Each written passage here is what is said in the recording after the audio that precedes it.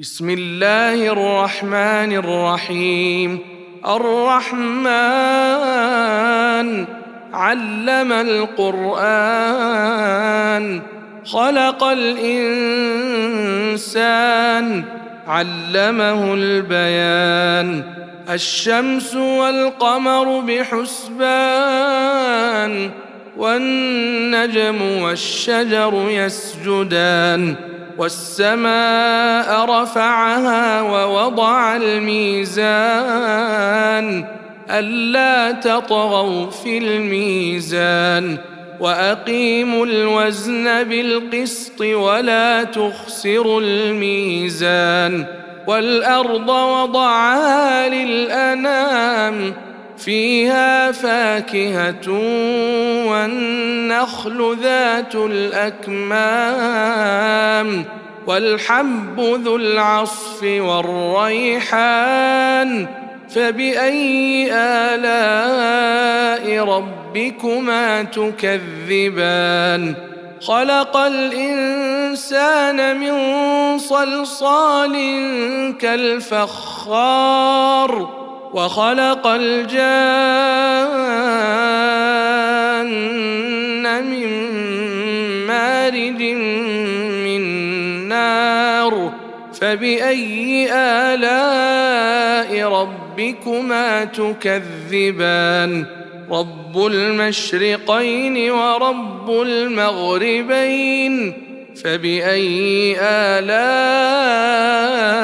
ربكما تكذبان؟ مرج البحرين يلتقيان، بينهما برزخ لا يبغيان. فبأي آلاء ربكما تكذبان؟ يخرج منهما اللؤلؤ والمرجان. فبأي آلاء ربكما تكذبان؟ وله الجوار المنشآت في البحر كالأعلام.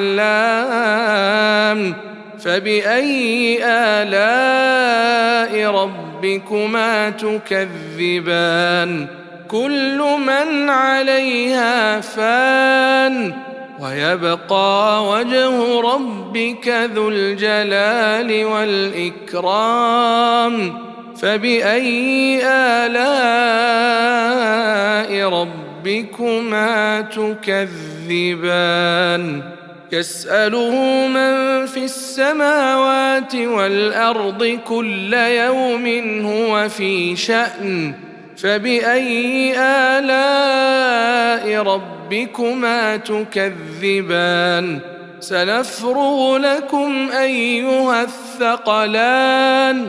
فبأي آلاء ربكما تكذبان؟ يا معشر الجن والإنس إن استطعتم أن تنفذوا من أقطار السماوات والأرض فانفذوا، لا تنفذون إلا بسلطان. فبأي آلاء ربكما تكذبان؟ يرسل عليكما شواظ من نار ونحاس فلا تنتصران.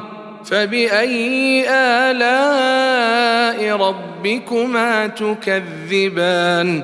فإذا انشقت السماء فكانت وردة كالدهان. فبأي آلاء ربكما تكذبان؟ فيومئذ لا يسأل عن ذنبه إنس ولا جان. فبأي آلاء ربكما تكذبان؟ يعرف المجرمون بسيماهم فيؤخذ بالنواصي والأقدام.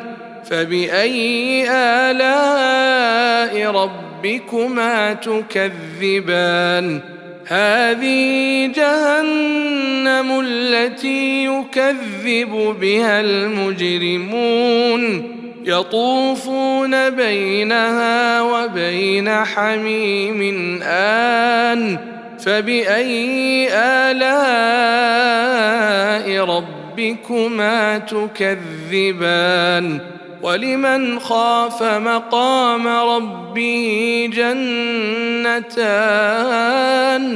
فبأي آلاء ربكما تكذبان ذواتا أفنان فبأي آلاء ربكما تكذبان فيهما عينان تجريان فبأي آلاء ربكما تكذبان فيهما من كل فاكهة زوجان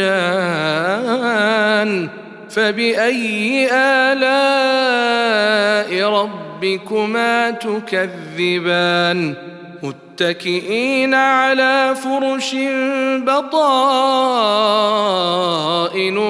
من استبرق وجنى الجنتين دان فبأي آلاء ربكما تكذبان فيهن قاصرات الطرف لم يطمثهن إنس قبلهم ولا جان فبأي آلاء ربكما تكذبان كأنهن الياقوت والمرجان فبأي آلاء ربكما تكذبان هل جزاء الإحسان إلا الإحسان فبأي آلاء ربكما تكذبان ومن دونهما جنتان